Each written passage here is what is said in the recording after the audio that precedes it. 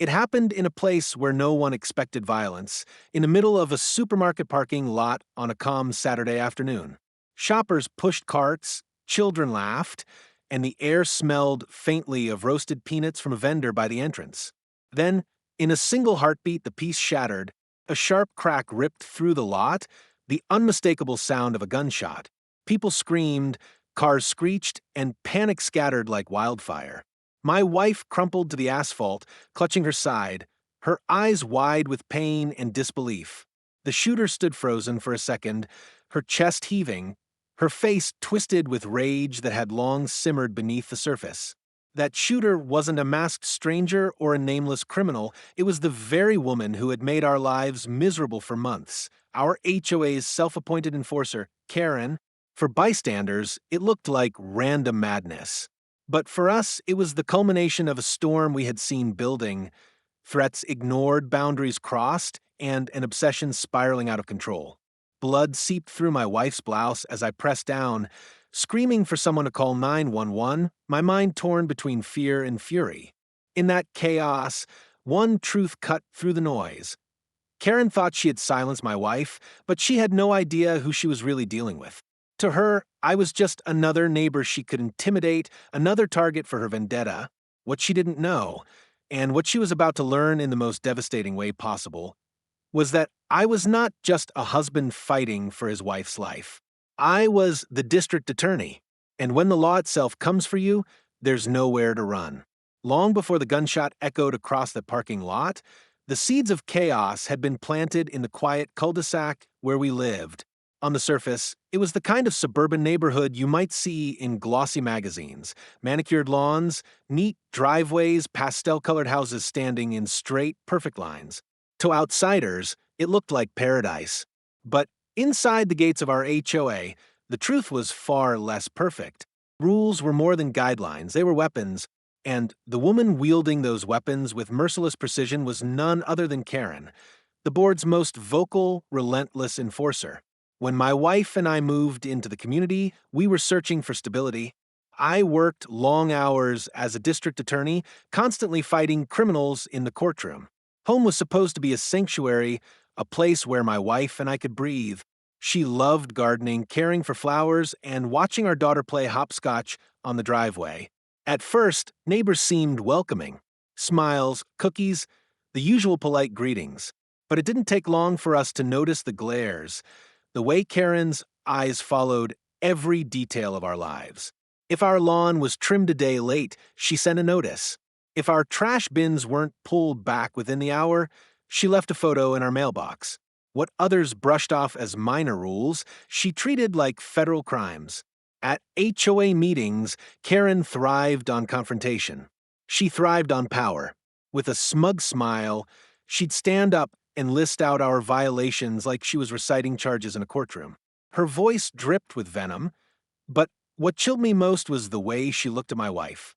It wasn't just about grass height or trash cans, it was personal. She accused my wife of being careless, disrespectful, even unfit to live in her neighborhood. Each accusation felt like a dagger, designed not to correct, but to humiliate. I tried to reason with her.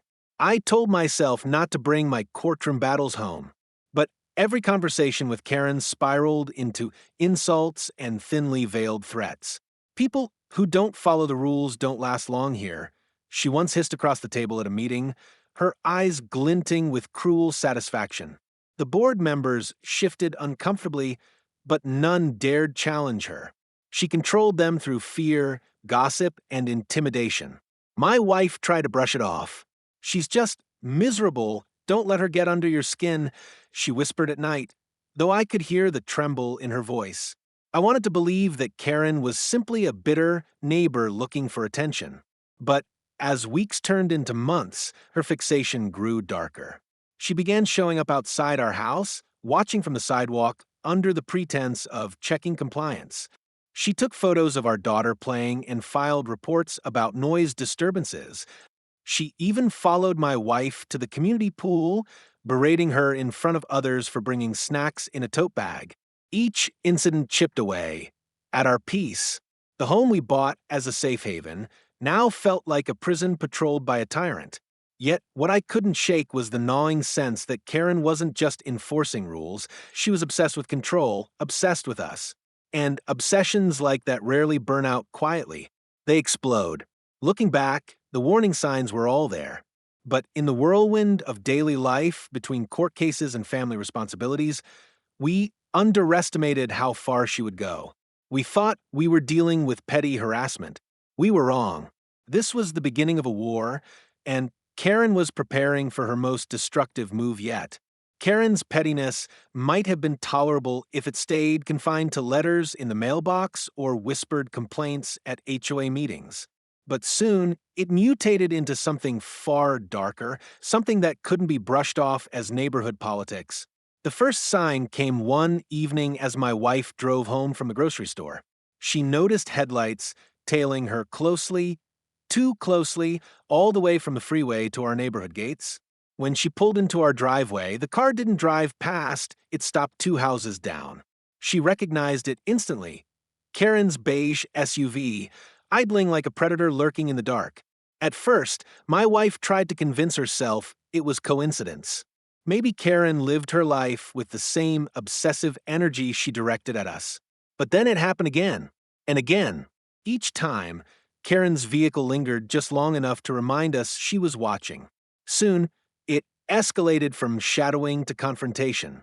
My wife came back from walking our daughter one afternoon, shaken and pale. Karen had cornered her near the park, hurling insults loud enough for others to hear.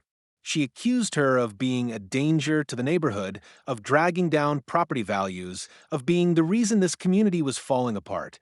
My wife stood her ground, but I could see the strain wearing on her when she came home. She wasn't just embarrassed, she was afraid. Karen began calling the police with false complaints.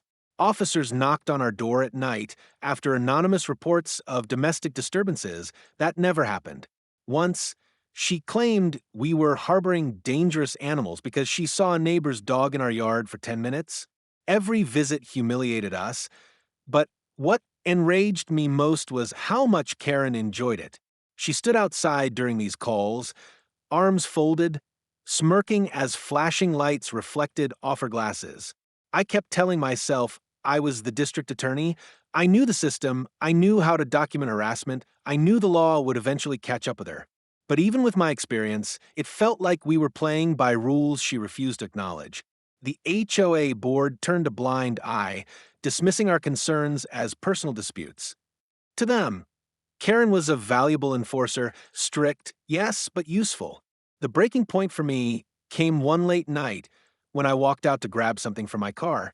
There she was, standing across the street, half hidden behind a tree, her phone raised as if taking photos of our house. My gut burned with anger, but also dread. This wasn't just HOA business anymore. This was stalking. This was obsession. I confronted her, demanding to know what she was doing. She sneered, "Protecting the neighborhood from people like you. You think you're above the rules because of your job? You're not untouchable." Her words were a warning, a threat, dressed up as concern. And for the first time, I realized she wasn't just trying to control us, she was trying to break us. But the worst came when Karen started targeting my wife directly in places beyond the HOA's reach. At a farmer's market, she shoved into her shoulder accidentally, then laughed as produce rolled across the pavement.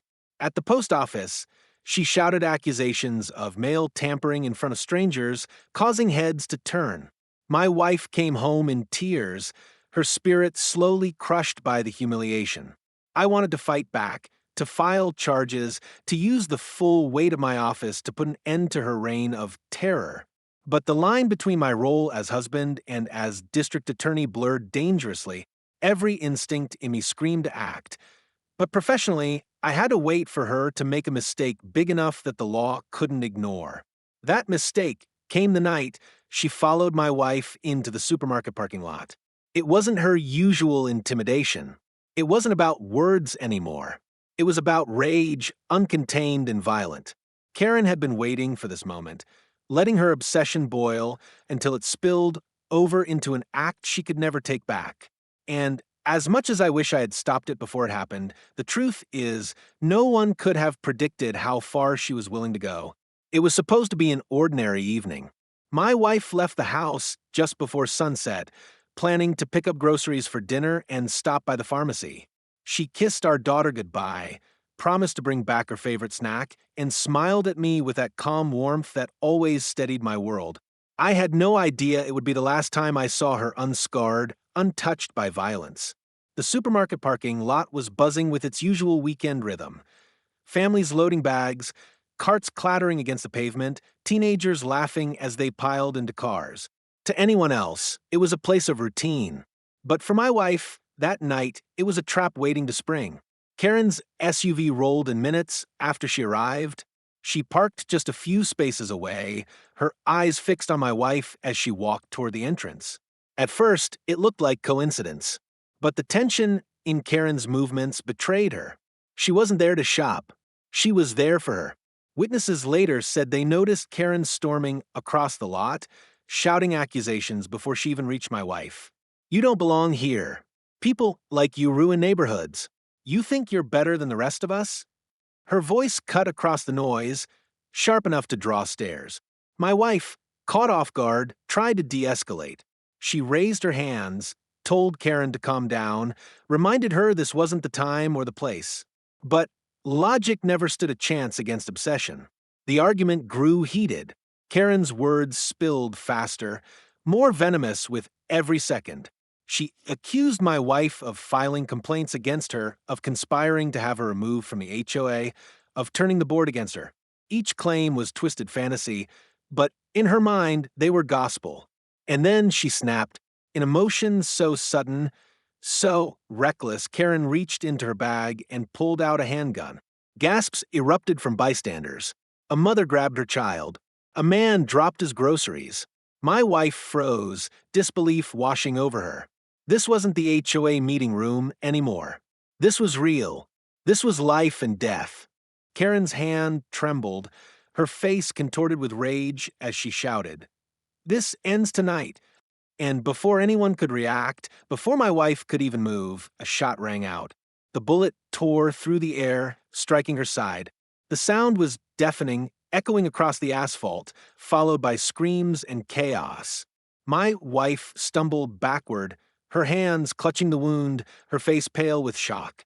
She collapsed onto the hard pavement, her shopping bag scattering across the ground, apples rolling under cars, milk spilling into the cracks. The world blurred into madness. People ran in every direction. Someone yelled to call 911. A man rushed to shield his children. My wife gasped for breath, her eyes wide, searching for help for safety. Blood stained her blouse, seeping into the asphalt beneath her. Karen stood frozen, the gun still in her hand, her chest rising and falling in jagged bursts. For a moment, even she looked shocked by what she had done. But then her face twisted into something uglier, satisfaction. She muttered, "Now you'll learn." It was only the sound of sirens approaching that broke her trance. Witnesses shouted, pointing at her, cornering her before she could flee. But the damage was already done. My wife lay bleeding, her life hanging by a thread. When I got the call, my heart stopped. I raced to the hospital. Every second an eternity, every red light an enemy. The sight of her pale and broken on that hospital bed burned into me. Her hand squeezed mine weakly, her lips trying to form words she was too weak to say. And as I stood there, holding on to her with everything I had, one thought consumed me. Karen thought she had silenced my wife. She thought she had broken us. But what she didn't know, what she couldn't have prepared for, was that the man now standing between her and freedom wasn't just a husband. He was the district attorney. And this time, it wouldn't be HOA fines or neighborhood gossip she'd face. It would be the full, unrelenting weight of the law. The sterile smell of antiseptic filled my lungs as I stood by my wife's hospital bed. Machines beeped steadily, a cruel reminder that her life now depended on wires and monitors. Her skin was pale, her breathing shallow, her body fighting against the trauma Karen had inflicted. Every time her eyelids fluttered open, I gripped her hand tighter, whispering promises I wasn't sure I could keep, that she would be okay, that our daughter needed her, that this nightmare would end with justice. But deep inside, I felt something shift. This wasn't just about survival anymore. This wasn't just about a family feud gone too far. Karen had crossed a line that could never be uncrossed. And if she thought she could hide behind excuses, manipulation, or the shield of her HOA authority, she had made the gravest mistake of her life. I was no longer simply a grieving husband. I was the district attorney, and she had declared war on the law itself. The first step was evidence. I spent hours reviewing the supermarket's security footage. The cameras caught everything. Karen stalking my wife across the parking lot, shouting accusations, pulling the weapon, and firing in cold blood. Witness statements matched the footage almost word for word. Mothers, fathers, teenagers, dozens of people were willing to testify about what they saw. There was no ambiguity. It wasn't self-defense. It wasn't an accident. It was rage weaponized. But Karen, ever arrogant, tried to spin the story.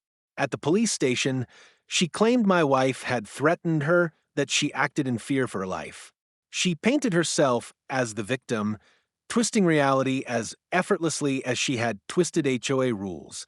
She even hinted that my position as DA was part of some conspiracy against her. What she didn't realize was that I knew every move she would try to make. I had seen criminals of every kind stand in that courtroom and attempt to rewrite the truth. Lies, manipulations, sob stories. I had dismantled them all. Karen's tactics were nothing new, and this time, her opponent wasn't just a prosecutor doing his job. It was the husband of the woman she nearly killed. I filed the charges myself. Attempted murder, aggravated assault with a deadly weapon, reckless endangerment, stalking. Each count stacked higher than the last, painting a picture not of a woman defending herself, but of a predator who had been escalating for months until she finally snapped. The investigation didn't stop at the shooting. I dug deeper, pulling every record, every complaint, every instance where she used the HOA as her personal weapon. What I found was chilling. Patterns of harassment against multiple neighbors, fines issued without cause, intimidation at meetings. In every case, she had singled out families who didn't fit her narrow vision of perfection. My family wasn't the first she had tormented. We were just the ones she hated enough to attack. And the HOA board? Their silence was complicity.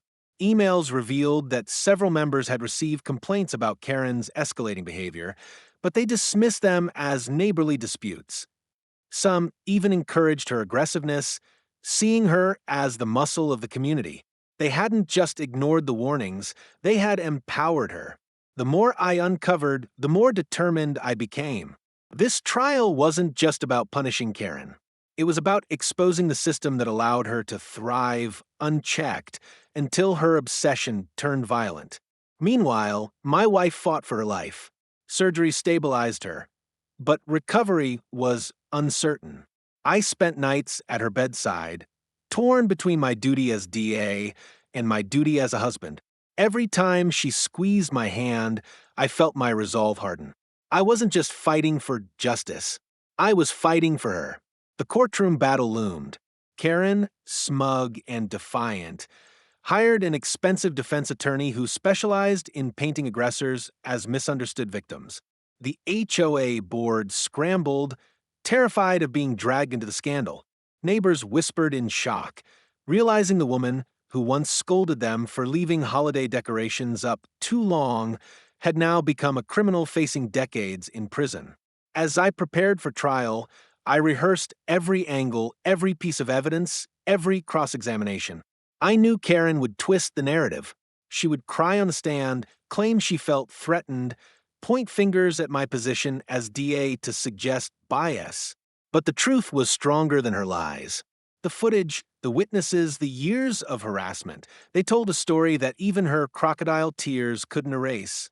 This wasn't just another case. This was personal. And when the trial began, I swore to myself and to my wife that nothing, not Karen, not her lawyers, not the corrupt complacency of the HOA, would stop me from seeing justice through to the end. The courthouse buzzed with anticipation the morning the trial began. Reporters crowded the steps, cameras flashed, and neighbors who once cowered under Karen's watchful eye now gathered to see her face justice. For years, she had lorded over the community like a self-appointed queen, weaponizing rules and fear to keep everyone in line. Now she stood in shackles, escorted by deputies, her once confident smirk faltering under the weight of reality. Karen's defense attorney opened with theatrics, painting her as a misunderstood woman driven to the edge by a hostile neighbor, my wife. He described her as fearful, fragile, and unfairly targeted by a powerful district attorney and his family. It was a performance, polished and dramatic, but flimsy in substance. I had seen it all before. Theatrics can sway a jury until the evidence speaks, and the evidence was damning. We rolled the supermarket footage in open court. The grainy video displayed every detail. Karen storming across the parking lot, shouting incoherently, pulling the gun, and firing point blank at my wife. Gasps filled the courtroom. Karen shifted uncomfortably in her seat, her attorney objecting loudly, but the judge overruled him. The truth was playing out frame by frame, undeniable and unshakable. Then came the witnesses.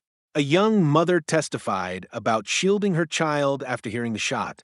A cashier recalled seeing Karen follow my wife minutes before the shooting. A man described how Karen laughed after firing, muttering words that would haunt the jury. Now you'll learn. Each testimony tightened the noose, dismantling the false narrative Karen tried to spin. When Karen herself took the stand, her arrogance returned. She feigned tears, claiming she saw something shiny in my wife's hand and thought it was a weapon. But the footage showed nothing of the sort. I cross-examined her directly, and for the first time, the jury saw not a victim but a manipulator unraveling under pressure. Mrs. Evans, I asked, my voice steady, is it true that in the past year, you filed over 70 complaints against your neighbors for alleged violations, including trash bins, children playing outside, and the sound of lawnmowers? She shifted in her chair. That's not harassment. That's enforcement of community standards. And is it also true, I pressed, holding up an email, that when board members express concern about your behavior, you responded by saying, and I quote, if they don't like it, they can leave. This is my neighborhood? Her lips tightened. The jury watched her carefully, weighing every word, every expression. The more she spoke, the more she condemned herself. Her obsession, her entitlement, her absolute refusal to admit fault. It all spilled out in front of 12 ordinary citizens who could see through the facade. But the most devastating blow came not from me, but from the HOA board. Under subpoena, they admitted they had ignored complaints about Karen's behavior. They confessed to letting her take charge because they feared her wrath. Their cowardice was exposed, their credibility destroyed. Not only was Karen guilty, but the system that allowed her to thrive was now under public scrutiny. When closing arguments came, I didn't rely on theatrics. I didn't need to. I spoke plainly. My words aimed not at the jury's sympathy, but at their sense of justice. This is not about an HOA dispute. This is not about grass height or trash cans. This is about a woman who escalated her obsession until it nearly cost an innocent life. Karen Evans didn't just pull a trigger in a parking lot. She pulled a trigger on the safety and peace of an entire community. And if she is not held accountable, every neighbor who feared her, every victim she intimidated, will know the law does not protect them. But if she is held accountable, they will know that justice is not blind to bullies, no matter what title they hide behind. The jury deliberated for only 3 hours. When they returned, the verdict was unanimous, guilty on all counts. Attempted murder, aggravated assault, stalking, reckless endangerment. Each word echoed like a hammer striking steel. Karen's face twisted in disbelief. She shouted, cursed the jury, and even turned to me with venom in her eyes. This isn't over. But the deputies were already pulling her away, her empire of control collapsing into nothing more than chains and cold cement walls. The sentencing came weeks later. The judge, stern and unflinching, handed down the maximum, decades in prison. You used authority as a weapon, he said. and you terrorize those who should have been your neighbors. This community deserves peace, and you deserve the full consequence of your actions. And with that, Karen was led away for good. The HOA board faced civil penalties, stripped of their positions, and forced to answer to the residents they had failed. Neighbors, once silent in fear, finally breathed free. The reign of the HOA Karen was over. But for me, for my wife, and for our daughter, the scars would linger. Justice was served, but healing was only just beginning. The day Karen was sentenced, a heavy silence settled over our home. For months, our lives had been consumed by hearings, evidence cross-examinations, and the constant fear of what would come next. Now, with the verdict delivered and the gavel struck, we were finally free from her shadow. But freedom doesn't erase scars, it only makes room for healing. My wife's recovery was long and grueling. The bullet wound had done serious damage, and every step forward was earned with pain, determination, and countless hours of physical therapy. I watched her fight through the frustration of limited movement, through nights when pain robbed her of sleep, through tears when she questioned whether she'd ever feel normal again. Yet despite it all, she remained the same woman who had smiled at me before walking into that supermarket, the same woman who refused to let darkness define her. Her resilience became my anchor. Our daughter, young as she was, carried invisible wounds too. She clung to her mother at night, terrified that someone might try to hurt her again. It took gentle reassurance, patience, and therapy to help her believe that the monster who haunted our family was gone for good. Slowly, laughter returned to our home.